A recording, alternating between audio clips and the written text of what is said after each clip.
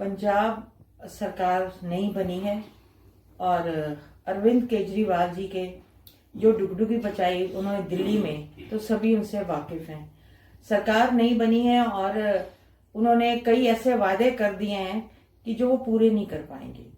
तो हमें लगता है कि वो जनता का ध्यान बांटने के लिए ये काम कर रहे हैं। और रही बात, हम हमेशा से यही बात करते आते हैं कि पंजाब हमारा बड़ा भाई है और हरियाणा छोटा भाई। और इसी मुद्दे को लेकर जो अब 1966 से जो 40 और 60% का रेशो है दोनों प्रदेशों की, ये राजधानी मानी जाती है। लेकिन इन्होंने बहुत गलत किया है कि प्रस्ताव पारित कर दिया विधानसभा में, ये एक निंदनीय कार्य है।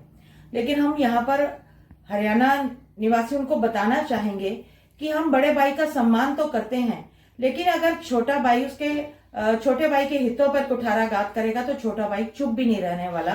और उसके लिए हमारे पास भी बहुत सारे मुद्दे हैं। हम सबसे पहले तो यही बात करेंगे कि जब बंटवारा हुआ तो ये बात हुई थी कि 400 गांव पहले जो हिंदी भाषी हैं वो दिए जाएं। और अगर बात की जाए चंडीगढ़ की, तो ये अंबाला की जमीन पर ये बसा हुआ है। और दूसरी बात देखी जाए तो जो चंडी मंदिर है वो भी पंचकुला में है, जिसके नाम से चंडीगढ़ रखा गया।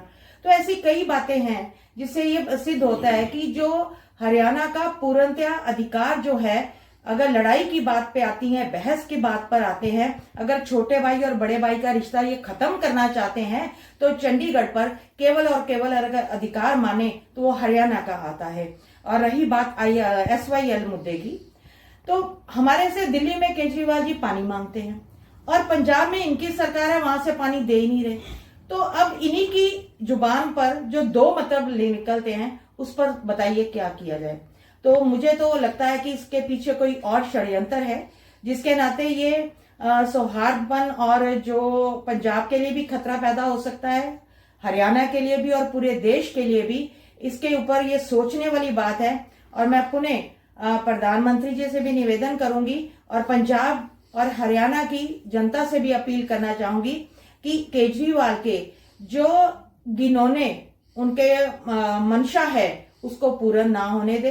ऐसे तो मकड़ी है, घास है, ये उगते ही रहते हैं, लेकिन खुशबूदार फूल तो कम ही होते हैं। तो इसलिए हम अगर कह रहे हैं कि उनको दूसरी जगह पर अपने पांव पसारने हैं, चाहे वो हरियाणा हो, कहीं का भी हो, लेकिन उसके लिए उनकी नीति साफ होनी चाहिए, नीयत साफ होनी चाहिए। और सबसे पहले जिस भी प्रदेश में जाना चाहे तो वो उस प्रदेश की जनता के हितों की रक्षा करें। किस प्रकार से वो हरियाणा में आप कह रहे हैं कि वो पैर पसार रहे हैं, जबकि हरियाणा के हितों की रक्षा नहीं कर रहे, वहां पर डाका डाल रहे हैं। तो ऐसे डाकुओं को हरियाणा की जनता कभी भी पनपने नहीं देगी।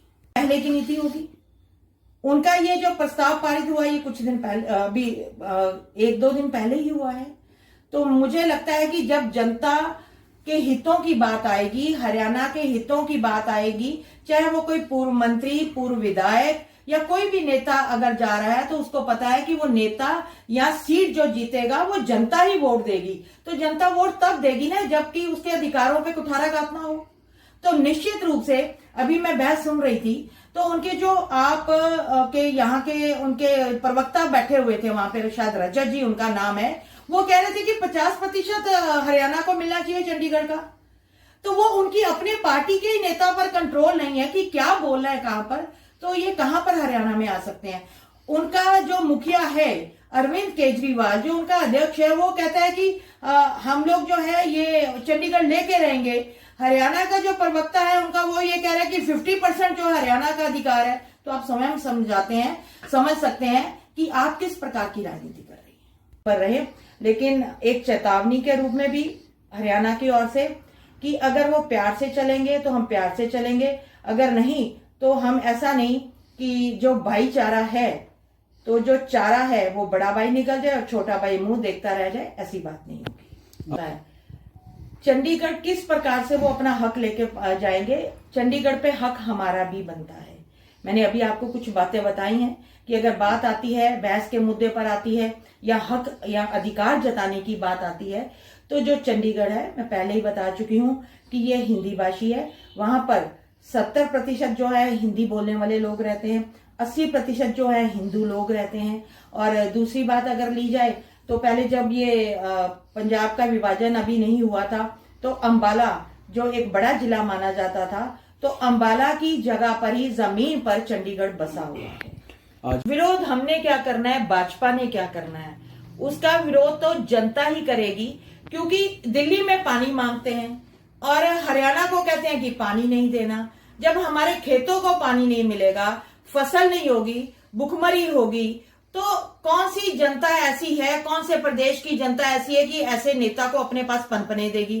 फिर मैं तो केजरीवाल जी को यही कहूंगी ना कि खाने के दांत और, हाथी के खाने के दांत और, दिखाने के और। ये तो वो वाले हाथी हैं कि रखें तो भी दिक्कत में और ना रखें तो भी दिक्कत में। तो ऐसे नेता को, ऐसी पार्टी को हरियाणा बिल्कुल भी पनपने नहीं देगी। हरियाणा की जनता टोटली बहिष्कार करेगी। तो इस हिसाब से कर रहे हैं कि मुझे दिल्ली में तो पानी दे दो और पंजाब से मैं पानी आने नहीं दूंगा। ये तो वही बात हो गई कि हाथी के दांत खाने के और दिखाने के और।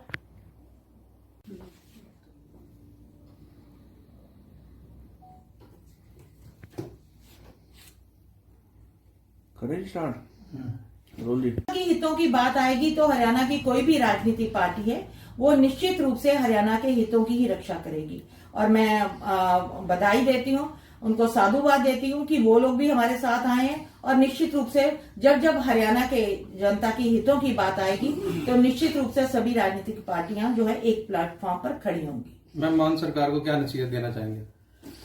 उनको यही नसीहत देना चाहते हैं कि अपनी ये जो कुटिल मानसिकता है उसको संभाल कर रखें। जवाब हमें देना आता है और हम आपकी गलत नीतियों का जो आप प्रचार प्रसार करने लगे हैं उसको आप रोकिए, नहीं तो उसको हम जवाब जो है करारा देंगे। आप यहाँ पर नहीं पढ़ सकते। कारण यह है कि आप जब हरियाणा वाला मुद्दा को लेकर उसका जो है ये उस पर आ ही नहीं रहे।